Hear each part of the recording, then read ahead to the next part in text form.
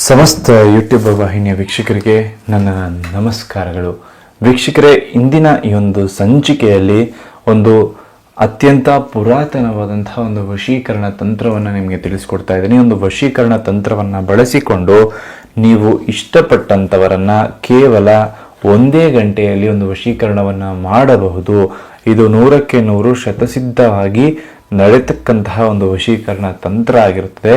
ಇದನ್ನು ಯಾವುದೇ ಕಾರಣಕ್ಕೂ ಕೆಟ್ಟ ಕೆಲಸಗಳಿಗೆ ಉಪಯೋಗಿಸೋದಕ್ಕೆ ಹೋಗಬೇಡಿ, ಕೇವಲ ಒಳ್ಳೆ ಕೆಲಸಗಳಿಗೆ ಮಾತ್ರ ಇದನ್ನು ಉಪಯೋಗಿಸಿ ಅಂತ ಹೇಳ್ತಾ ಇಂದಿನ ಈ ಒಂದು ಸಂಚಿಕೆಯನ್ನು ಪ್ರಾರಂಭಿಸೋಣ. ವೀಕ್ಷಕರೇ, ಮೊದಲನೇದಾಗಿ ಒಂದು ಅಶ್ವತ್ಥ ಎಲೆಯನ್ನು ನೀವು ತಗೋಬರ್ಬೇಕಾಗುತ್ತೆ. ಈ ಎಲೆಯನ್ನು ರಾತ್ರಿ ಸಮಯದಲ್ಲಿ ಯಾವುದೇ ಕಾರಣಕ್ಕೂ ಮರದಿಂದ ಬೇರ್ಪಡಿಸಬಾರ್ದು ಅಂತ ಹೇಳ್ತಾರೆ, ಅಂದರೆ ಮರದಿಂದ ತೆಗಿಬಾರ್ದು ಅಂತ ಹೇಳ್ತಾರೆ. ಆದರೆ ಈ ತಂತ್ರವನ್ನು ಮಾಡೋದಕ್ಕೆ ಮಠ ರಾತ್ರಿ ಸಮಯದಲ್ಲಿ ಒಂದು 12 ಗಂಟೆ ಸಂದರ್ಭದಲ್ಲಿ ಈ ಒಂದು ಎಲೆಯನ್ನು ನೀವು ಹೋಗಿ ತೆಗೆದುಕೊಂಡು ಬರಬೇಕಾಗ್ತದೆ.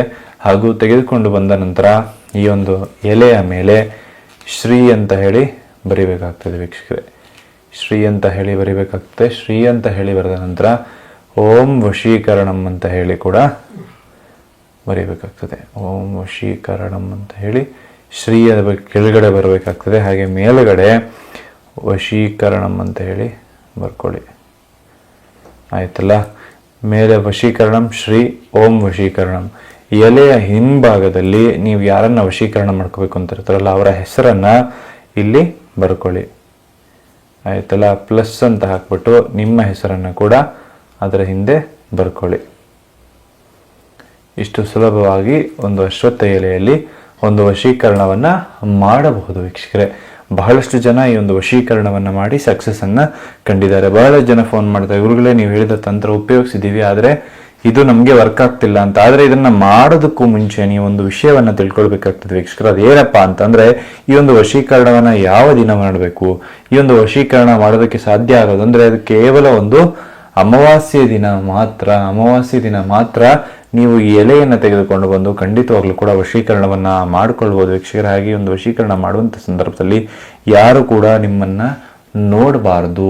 ಹಾಗೂ ನೀವು ಒಂದು ಎಲೆಯನ್ನು ತೆಗಿತಕ್ಕಂಥ ಸಂದರ್ಭದಲ್ಲಿ ಯಾರು ಕೂಡ ನಿಮ್ಮನ್ನು ನೋಡಬಾರ್ದು. ಈ ಒಂದು ವಶೀಕರಣ ಮಾಡ್ತಕ್ಕಂಥ ಹಿಂದಿನ ದಿನ ಯಾವುದೇ ಕಾರಣಕ್ಕೂ ಮದ್ಯಪಾನ ಆಗಿರ್ಬೋದು, ಮಾಂಸಾಹಾರ ಆಗಿರ್ಬೋದು ನೀವು ಮಾಡಿರಬಾರ್ದು. ಈ ಒಂದು ಅಕಸ್ಮಾತ್ ನಿಮಗೆ ಏನಾದರೂ ಈ ಅಮಾವಾಸ್ಯೆ ದಿನ ಮಾಡಲಿಕ್ಕೆ ಸಾಧ್ಯ ಆಗಲಿಲ್ಲ ಅಂದರೆ ಖಂಡಿತವಾಗ್ಲೂ ಕೂಡ ಒಂದು ಮಂಗಳವಾರದ ದಿನ ಈ ಒಂದು ವಶೀಕರಣ ತಂತ್ರವನ್ನು ಮಾಡಿ ನೀವು ಇಷ್ಟಪಟ್ಟಂಥವರನ್ನು ನಿಮ್ಮ ವಶದಲ್ಲಿ ಮಾಡಿಕೊಳ್ಬೋದು. ಹಾಗೆಯೇ ಈ ಒಂದು ಎಲೆಯ ಮೇಲೆ ನಿಮ್ಮ ಬಲಕೈಯನ್ನು ಈ ರೀತಿಯಾಗಿ ಇಟ್ಟುಕೊಳ್ಳಿ. ಹಾಗೆಯೇ ಈ ಒಂದು ಮಂತ್ರವನ್ನು ನೀವು ಜಪ ಮಾಡ್ಕೊಳ್ಳಿ. ಆ ಮಂತ್ರ ಏನಪ್ಪಾ ಅಂತ ನೋಡೋದಾದರೆ, ಓಂ ಹ್ರೀಂ ಮಮ ಸ್ತ್ರೀ ಮಮ ಕಾಯಂ ವಶಂ. ಓಂ ಹ್ರೀಂ ಶ್ರೀಂ ಮಮ ಸ್ತ್ರೀ ಮಮ ಕಾಯಂ ವಶಂ. ಈ ಒಂದು ಮಂತ್ರವನ್ನು ನೀವು 21 ಬಾರಿ ಜಪವನ್ನು ಮಾಡ್ಕೊಳ್ಳಿ. ಎಷ್ಟು ದಿನ ಅಂದರೆ, ಈ ಒಂದು ಎಲೆಯನ್ನು ಒಂದು ಅಮಾವಾಸ್ಯೆ ದಿನ ತಂದು ಈ ರೀತಿಯಾಗಿ ಪಚ್ಚೆ ಆಗಿರ್ತದೆ ಎಲೆ, ಈ ರೀತಿಯಾಗಿ 3 ದಿನ ಮಾಡಬೇಕಾಗ್ತದೆ ವೀಕ್ಷಕರೇ. ಅವರು ಈ 3 ದಿನ ಕಳೆದ ನಂತರದಲ್ಲಿ ಕೇವಲ ನೀವು 3 ದಿನ ಕಂಟಿನ್ಯೂಸ್ ಆಗಿ ಇದನ್ನು ಮಾಡಿದ್ದಾಯಿತು ಅಂದರೆ ಅವ್ರು ನಿಮಗೆ ಈ ರೀತಿಯಾಗಿ 3 ದಿನ ಮಾಡಿದ ನಂತರದಲ್ಲಿ ಅವರು ಕೇವಲ 1 ಗಂಟೆಯ ಒಳಗೆ ಅವರು ನಿಮಗೆ ವಶೀಕರಣ ಆಗ್ತಾರೆ.